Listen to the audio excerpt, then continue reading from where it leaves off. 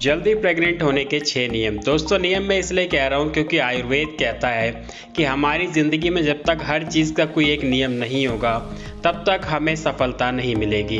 दोस्तों जिस तरीके से खाने का नियम, पीने का नियम, सोने का नियम और जागने का नियम यानी कि हर एक चीज़ का एक नियम है, उस तरीके से आज के वीडियो में आप लोगों को 6 ऐसे नियम बताने वाला हूँ जो कि प्रेग्नेंट होने के लिए हर कपल्स को यानी कि हर शादीशुदा जोड़े को फॉलो करना चाहिए।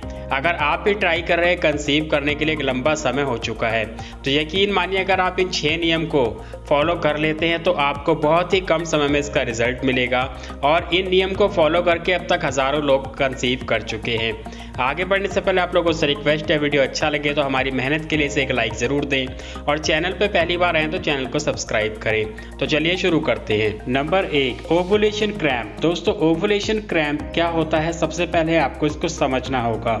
हर महिला को हर महीने पीरियड्स आते हैं और पीरियड्स के 13वें-14वें दिन के आसपास उसकी ओवरी से यानी कि अंडाशय से एक अंडा पक करके बाहर निकलता है, उसके ट्यूब में आता है। वहाँ पे आने के बाद वो करीब 24 घंटे तक इंतज़ार करता है स्पर्म का और अगर इस दौरान स्पर्म मिल जाता है तो अंडा फर्टिलाइज हो जाता है और महिला की प्रेगनेंसी की प्रक्रिया शुरू हो जाती है।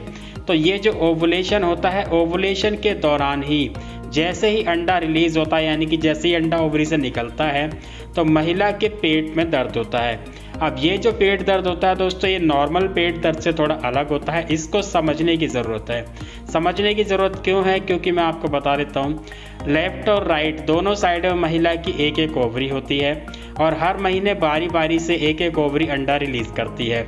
एग्जाम्पल के तौर पे मानिए कि इस बार लेफ़्ट साइड वाली ओवरी ने अंडा रिलीज़ किया तो अगले महीने राइट साइड वाली ओवरी अंडा रिलीज़ करेगी। तो जब ये ओवरी अंडा रिलीज़ करती है तो रिलीज़ करते टाइम महिला के पेट में दर्द होता है और ये जो दर्द होता है पेट के निचले हिस्से में होता है यानी कि पेल्विक एरिया में होता है, क्योंकि जो ओवरी है वो पेल्विक एरिया में होती है और यूट्रस और फैलोपियन ट्यूब भी पेल्विक एरिया में यानी कि पेट के सबसे निचले हिस्से में ही होती है। तो ऐसे में मान लीजिए कि लेफ़्ट साइड वाली ओवरी ने अंडा रिलीज़ किया तो महिला के पेट के सबसे निचले हिस्से में बाईं तरफ दर्द होगा और ये जो दर्द होगा ये कुछ घंटों से लेकर के ज़्यादा से ज़्यादा 1 दिन तक रह सकता है। इसके अलावा दर्द जो है रुक रुक करके होता है, कंटिन्यू नहीं होता है। तो दोस्तों महिला को जब एक बार ये कंफर्म हो जाए कि अंडा किस साइड से रिलीज़ हुआ है तो उसको रिलेशन के तुरंत बाद उस साइड में ही करवट लेकर के कम से कम आधे घंटे तक लेटना चाहिए। ऐसा करने से जो स्पर्म की मूवमेंट होगी वो उस दिशा में ही होगी और काफ़ी आसानी से वो अंडे तक पहुंच जाएंगे, अंडे को फर्टिलाइज कर देंगे और ऐसा करने से नॉर्मल के मुकाबले 90% चांसेस ज़्यादा रहते हैं कि अंडा जल्दी फर्टिलाइज हो जाए। नंबर 2 है दूध। दोस्तों पुराने ज़माने से ये प्रथा चली आ रही है कि जब किसी कपल की नई नई शादी होती है तो उनको रात में पीने के लिए दूध दिया जाता है। आपने अक्सर फिल्मों में, नाटकों में, सीरियल्स में भी ऐसा देखा होगा, लेकिन बहुत ही कम लोग जानते हैं कि ऐसा क्यों है, उनको दूध क्यों दिया जाता है। आयुर्वेद के अनुसार अगर सोने से पहले हल्का गुनगुना दूध पिया जाए तो ये अमृत के समान माना जाता है और दूध में अगर हम थोड़ी सी काली मिर्च का पाउडर और थोड़े से बादाम डाल दें तो इससे दूध की जो ताकत है कई गुना बढ़ जाती है। ऐसा दूध पीने से स्ट्रेस काफ़ी तेज़ी से दूर होता है, देह भर की थकान खत्म हो जाती है और यौन इच्छा बढ़ती है। इतना ही नहीं, पुरुषों के अंदर स्पर्म क्वालिटी और क्वांटिटी दोनों ही काफ़ी तेज़ी से बढ़ती है। इसलिए शादी के बाद कपल्स को रात को सोने से पहले हल्का गुनगुना दूध, काली मिर्च का पाउडर और बादाम डाल करके दिया जाता है। लेकिन आजकल के लाइफ स्टाइल में ऐसा देखा जा रहा है कि ये जो प्रथा है काफ़ी तेज़ी से ख़त्म होती चली जा रही है। दोस्तों यहाँ पे मैं कहना चाहूँगा कि चाहे वो कोई भी कपल हो, चाहे उनकी शादी को कितने भी साल हुए हों, अगर वो ट्राई कर रहे हैं कंसीव करने के लिए तो उनको सोने से पहले 1 गिलास दूध में थोड़े से बादाम और थोड़ी सी पिसी हुई काली मिर्च डाल करके उसको हल्का गुनगुना करना चाहिए और उसको पीना चाहिए। नंबर 3 है रिलेशन के तुरंत बाद वॉशरूम जाना। दोस्तों जब नई नई शादी होती है तो उस दौरान जो शादीशुदा जोड़े होते हैं उनके अंदर काफ़ी ज़्यादा इंटरेस्ट होता है इन चीज़ों को लेकर के, लेकिन जैसे जैसे एक लंबा समय बीतता है और प्रेगनेंसी नहीं हो पाती है तो ऐसे में जो कपल्स होते हैं जब रिलेशन में रहते हैं तो उस दौरान उनका जो इंटरेस्ट होता है पहले की तरह नहीं होता है। यहाँ पे जो उनका इंटरेस्ट है बिल्कुल ख़त्म हो चुका है, ना के बराबर है, क्योंकि अब वो रिलेशन में रह रहे हैं सिर्फ इसलिए कि प्रेगनेंसी हो जाए। जबकि दोस्तों मैं आपको बताना चाहूँगा कि ये जो रिलेशन है इसमें आप जितना इंटरेस्ट लेंगे, जितना इंजॉय करेंगे, उतनी ही जल्दी आपको इसका रिजल्ट मिलेगा और अच्छा रिजल्ट मिलेगा। तो बात आती है वॉशरूम की। दोस्तों वॉशरूम के लिए बताना चाहूँगा कि रिलेशन के तुरंत बाद कभी भी वॉशरूम नहीं जाना चाहिए। अक्सर लोग ये गलती करते हैं जिस कारण से चाह करके भी सब कुछ ठीक होते हुए भी महिला को प्रेगनेंसी नहीं हो पाती है। सबसे अच्छा तरीका यह है कि रिलेशन से तुरंत पहले वॉशरूम होकर के आ जाएं, जिससे कि आप फ्रेश फील करें और रिलैक्स हो जाएं। नंबर 4 है गुड फैट यानी कि अच्छा फैट। दोस्तों पुराने ज़माने की बात करें या फिर अगर हम आयुर्वेद की बात करें तो आयुर्वेद में घी खाने पर ज़्यादा जोर दिया गया है, खास तौर पे गाय का घी। वो ऐसा इसलिए क्योंकि इस पे एक अच्छा फैट होता है यानी कि गुड फैट होता है, और जो भी हमारे शरीर में फर्टिलिटी हार्मोन्स हैं, चाहे वो पुरुष के हों चाहे वो महिला के हों, ये दोनों ही हार्मोन फैट से काम करते हैं। हमारी बॉडी में अच्छा फैट होना ज़रूरी है, तभी ये हार्मोन्स काम करेंगे, और अगर हमारी बॉडी में अच्छा फैट नहीं होगा तो ये हार्मोन्स की मात्रा कम हो जाएगी और हार्मोन्स इम्बैलेंस हो जाएंगे।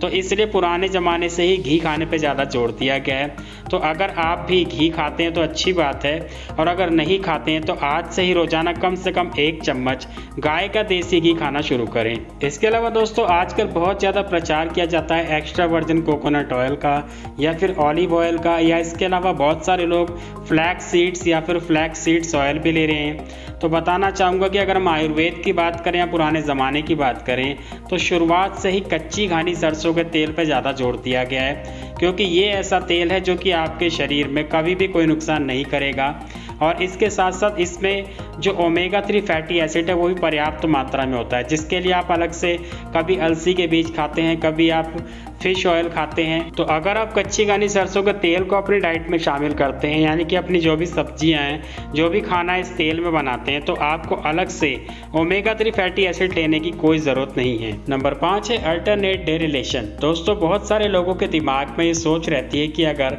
रोज़ाना रिलेशन बनाया जाए या फिर ज़्यादा से ज़्यादा रिलेशन में रहें तो जल्दी कंसीव हो जाएगा, जबकि ऐसा नहीं है। उल्टा इसके और साइड इफ़ेक्ट होने शुरू हो जाते हैं। पहला साइड इफ़ेक्ट यही है कि आपके दिमाग पे इस चीज़ को लेकर के हमेशा एक प्रेशर रहेगा, और इस प्रेशर की वजह से आपकी यौन इच्छा कम होती चली जाएगी। दूसरी चीज़ ये कि अगर आप रोज़ाना और ज़्यादा से ज़्यादा रिलेशन में रहेंगे तो इससे स्पर्म की क्वालिटी उतनी बेटर नहीं रहेगी जितनी कि कंसीव करने के लिए होनी चाहिए। इसलिए जब भी आप ट्राई कर रहे हैं कंसीव करने के लिए तो कम से कम 1 दिन और ज़्यादा से ज़्यादा 2 दिन का गैप जरूर रखें। दोस्तों 2 दिन मैं इसलिए कह रहा हूँ क्योंकि अगर आप 2 दिन से ज़्यादा का गैप रखते हैं तो भी स्पर्म क्वालिटी ख़राब हो जाती है, इसलिए ज़्यादा से ज़्यादा 2 दिन और कम से कम 1 दिन का गैप रखें। नंबर 6 है पीरियड मिस होने से पहले ही प्रेगनेंसी के लक्षणों को पहचानना। अक्सर ऐसा होता है कि महिलाएं कंसीव तो कर जाती हैं लेकिन उनको लक्षणों के बारे में पता नहीं होता, जिस कारण से वो कोई ना कोई गलती कर जाती हैं या फिर उनकी प्रेगनेंसी खराब हो जाती है। क्योंकि दोस्तों जो शुरुआती प्रेगनेंसी के लक्षण होते हैं ये पीरियड्स की जो डेट होती है उसके आसपास ही दिखने शुरू हो जाते हैं, यानी कि उससे 2-3 दिन 4 दिन पहले ही दिखने शुरू हो जाते हैं, जिसमें कि सबसे मेन लक्षण होता है स्पॉटिंग या फिर ब्लीडिंग, और इसी लक्षण को लेकर के महिलाएं कंफ्यूज हो जाती हैं और गलती कर देती हैं। बताना चाहूँगा कि पीरियड की जो डेट होती है उससे करीब 5 या 6 दिन पहले ही इम्प्लांटेशन होता है, और इम्प्लांटेशन के दौरान हल्की फुल्की ब्लीडिंग या फिर स्पॉटिंग होती है। तो महिलाएं ज़्यादातर क्या करती हैं कि इसको पीरियड समझ लेती हैं, और वो ये सोचते हैं कि लगता है कि पीरियड इस बार जो है खुल करके नहीं आ रहे हैं, तो वो कोई ना कोई नुस्खा या फिर कोई ना कोई मेडिसिन ले लेती हैं जिससे कि ब्लीडिंग खुल के आ जाए, और होता यह है कि रुकी हुई प्रेगनेंसी ख़राब हो जाती है, ब्लीडिंग आनी शुरू हो जाती है।